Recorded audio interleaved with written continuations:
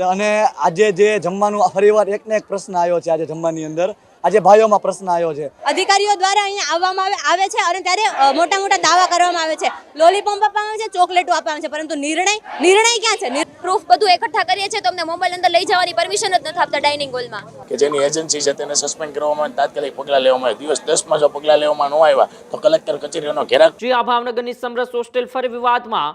હોસ્ટેલના ભોજનમાંથી ઈયળ નીકળ્યાનો આક્ષેપ કરવામાં આવ્યો છે. 2 દિવસ પહેલા ગર્લ્સ હોસ્ટેલમાં પણ થઈ હતી ફરિયાદ. ભાવનગરની સમરસ હોસ્ટેલ જે સરકાર દ્વારા ચલાવવામાં આવતી હોય છે, ત્યારે તે હોસ્ટેલના ભોજનની ગુણવત્તાને લઈને છેલ્લા 3 દિવસમાં બીજી વખત વિદ્યાર્થીઓએ વિવાદ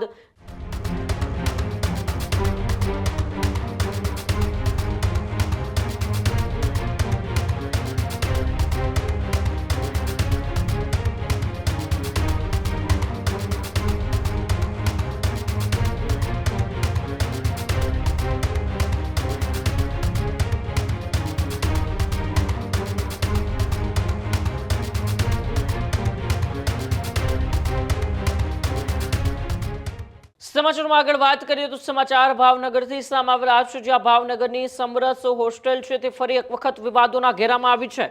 આ ભાવનગરની સમરસ હોસ્ટેલ ફરી વિવાદમાં. હોસ્ટેલના ભોજનમાંથી ઈયળ નીકળ્યાનો આક્ષેપ કરવામાં આવ્યો છે. ભોજનની ગુણવત્તાને લઈને વિદ્યાર્થીઓમાં રોષ જોવા મળ્યો છે. 300 જેટલા વિદ્યાર્થીઓએ વરસાદમાં વિરોધ કર્યો. 3 કલાક સુધી વિદ્યાર્થીઓનો વિરોધ યથાવત જોવા મળ્યો. સૂત્રોચ્ચાર અને રામધૂન સાથે વિદ્યાર્થીઓએ વિરોધ નોંધાવ્યો. 2 દિવસ પહેલા ગર્લ્સ હોસ્ટેલમાં પણ થઈ હતી ફરિયાદ. ભોજન એજન્સી સામે કડક કાર્યવાહી કરવાની વિદ્યાર્થીઓએ માંગ કરી. હોસ્ટેલ સંચાલક બદલવાની પણ વિદ્યાર્થીઓની માંગ. ત્યારે પાણી અને સુરક્ષા સહિતની સુવિધાઓ મુદ્દે અનેક રજૂઆતો છે તે આજે સમરસ હોસ્ટેલ ભાવનગરની અંદર કરવામાં આવી.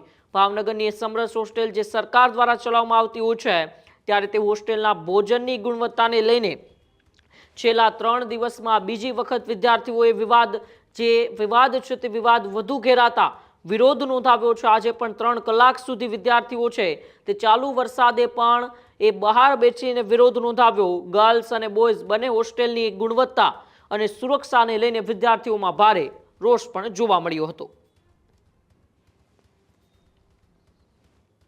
2 દિવસ પહેલા જ્યારે તમે જોયું હોય છે, તમે પણ આવ્યા હતા જ્યારે મીડિયામાંથી બધા મીડિયા કર્મીઓ, 2 દિવસ પહેલા જ્યારે બહેનોની હોસ્ટેલની અંદર જ્યારે ખરાબ ખાવાનું નીકળ્યું હતું, ત્યારે 6 વાગ્યાથી લઈને 12 વાગ્યા સુધી વિદ્યાર્થી પરિષદ સાથે બહેનો પણ જોડાયેલા હતા.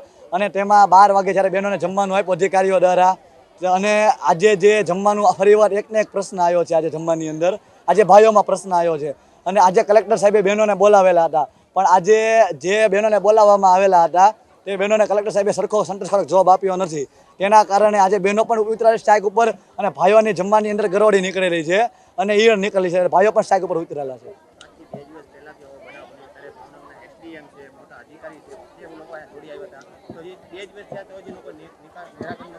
2 દિવસ પહેલા જ્યારે અધિકારીઓ આવ્યો, પણ અધિકારીઓ ખાલી પોતાની એક ઇમેજ ઊભી કરવા માટે આવ્યા હતા. તે ખાલી ફોટા પાડીને અને ખોટા આશ્વાસન આપીને વયા ગયા છે. વિદ્યાર્થીના હિતમાં કાંઈ પણ કામ નથી કર્યું. એને અમારી માંગણી એ જ છે કે વિદ્યાર્થીઓની માંગણી છે કે એને જે લોકો ટોર્ચર કરે છે, જે વર્ષોથી મેન્ટલી ટોર્ચર થાય છે જે બહેનો અને ભાઈઓ, એ અધિકારી ઉપર કડકમાં કડક પગલાં લેવામાં આવે અને તેની કાયદેસરની બદલી કરવામાં આવે.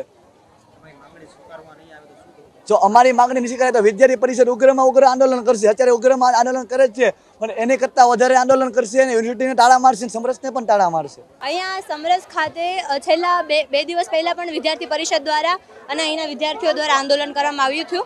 ત્યારે પણ અહીંયા એસડીએમ સાહેબ અને પીઆઈ સાહેબ આવ્યા હતા અને તેમણે બધા જ વિષયો લખ્યા, પણ તે વિષયો ભોજનને સુરક્ષાને લઈને જે લખ્યા છે એમના બાબતનું કોઈ પણ જાતનું સોલ્યુશન આવ્યું નથી. છેલ્લા 48 કલાકથી અહીંયા સમરસ ખાતે હોસ્ટેલમાં જે 9 ફ્લોર છે એમાંથી 1 થી 2 ફ્લોરની અંદર જ પાણી આવી રહ્યું છે. પાણીની વ્યવસ્થા નથી. પાણી એટલું ગંદુ આવે છે કે બહેનોને ટાઇફોઇડ થયેલા છે.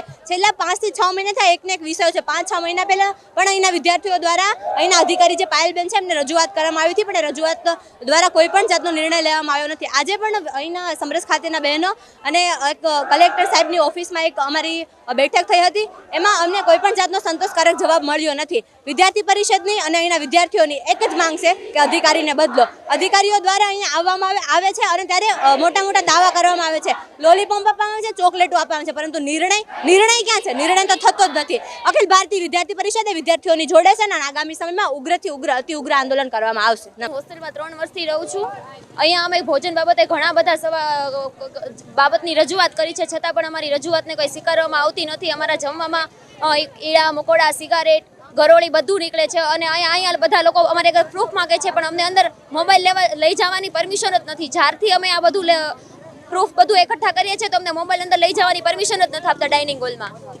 અને અમારી સુરક્ષા બાબતે પણ કંઈ એટલે કંઈ નથી. અહીંયા કેટલા બધા અહીંયા અવારા તત્વો બધા નીકળે છે, છોકરીઓની છેડતી કરે છે, છતાં પણ એમાં કોઈ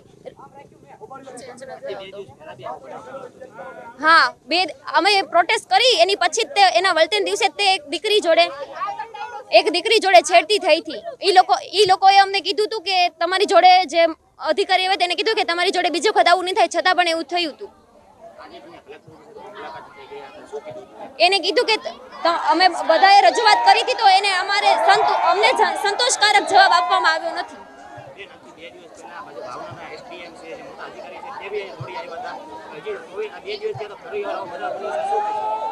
એને કીધું કે 24 કલાકમાં અમે એક્શન લેશું, પણ 48 કલાક થઈ છે, હજુ પણ એના દ્વારા કોઈ એક્શન લેવામાં આવી નથી. અમારી માંગણી છે કે અધિકારીને બદલો. છેલ્લા ઘણા વર્ષથી સમરસ હોસ્ટેલમાં જમવામાં યેલો નીકળવાના તેમજ પાણી ના આવવાના એવા ઘણા પ્રશ્નો ઉદ્ભવેલા છે. ભૂતકાળમાં પણ યુવક કોંગ્રેસ તેમજ એનએસયુએ રજૂઆત કરેલી છે. આ બાબતે આવતીકાલે યુવક કોંગ્રેસ તેમજ એનએસયુએ કલેક્ટર સાહેબને લેખિતમાં આવેદન આપશે અને તાત્કાલિક સમાજ કલ્યાણ અધિકારીને સસ્પેન્ડ કરવામાં આવે. તેમજ આ જે કોઈ રેક્ટર છે કે જેની એજન્સી છે તેને સસ્પેન્ડ કરવામાં આવે, તાત્કાલિક પગલાં લેવામાં આવે. દિવસ 10માં જો પગલાં લેવામાં ન આવ્યા તો કલેક્ટર કચેરીઓનો ઘેરાવ કરવો પડે તો પણ યુવક કોંગ્રેસ તેમજ એનએસયુએ કરશે. નિરાશજી 2 દિવસ પહેલા જે આવો બનાવ બન્યો હતો ત્યારે ભાવનગરના એસડીએમ છે, મોટા અધિકારી તો તે બી અહીંયા દોડી આવ્યા હતા. પછી 2 દિવસ થતા બીજી વાર આવો બનાવ બન્યો છે. આપ જાણો છો તેમ કે અહીંયા આની પહેલા પણ જ્યારે આંદોલનો થયા ત્યારે ખુદ કલેક્ટર સાહેબ આવીને પણ સાંત્વના આપી લે છે, પણ એમાં કોઈ ફેરફાર થતો નથી. એક નહીં તો બીજી એજન્સી, જે એજન્સી આવે તે માત્ર ને માત્ર ખોટા બિલો મૂકવામાં વ્યસ્ત રહે છે, તેમજ વિદ્યાર્થીઓના જમવામાં તેમજ તેમના સ્વાસ્થ્ય સાથે ચેડા કરવામાં આવે છે. અવારનવાર અહીંયા આવા બનાવો બનતા જ રહે છે અને વિદ્યાર્થીઓ આંદોલન પણ કરતા રહે છે. પણ ક્યાંક ને ક્યાંક એવું લાગે કે સરકારના માન્યતાઓને એજન્સી મળતી હોવાથી જમવાના તેમજ મેસના કોન્ટ્રાક્ટની ત્યારે આવા બનાવો બને છે. ખેડૂત ભાઈઓ છે ખેતરમાં ડ્રોન ઉડાવતા હોય છે ત્યારે આપણે એક પ્રશ્ન સતાવતો હોય છે કે જે આપણે અત્યાર સુધી જીપીએસ ટેકનોલોજીવાળા ડ્રોન વાપર્યા છે, જેથી કરીને મોબાઈલ ટાવર છે અથવા તો હાઈ ટેન્શન લાઇન પસાર થતી હોય, કોઈ વૃક્ષો હોય, ત્યારે જે જીપીએસ ટેકનોલોજીવાળા ડ્રોન છે એમાં ટકરાય અને ટ્રેસ થાય છે. પણ એગ્રીવન લાવ્યું છે જીએનએસએસ ટેકનોલોજી ડ્રોન, જેથી કરીને એ ડ્રોન છે એ કોઈ જગ્યાએ ટકરાય નહીં, પોતાની રીતે જ ડિસિઝન લે છે અને મૂવ થઈ જાય છે, જેથી કરીને જીએનએસએસ ટેકનોલોજી ડ્રોન છે એ વાપરવાનો આગ્રહ રાખો. આ જ પ્રકારની તમામ અપડેટ જોવા માટે ન્યૂઝરૂમ ગુજરાતને લાઇક, શેર અને સબસ્ક્રાઇબ કરવાનું ભૂલતા નહીં.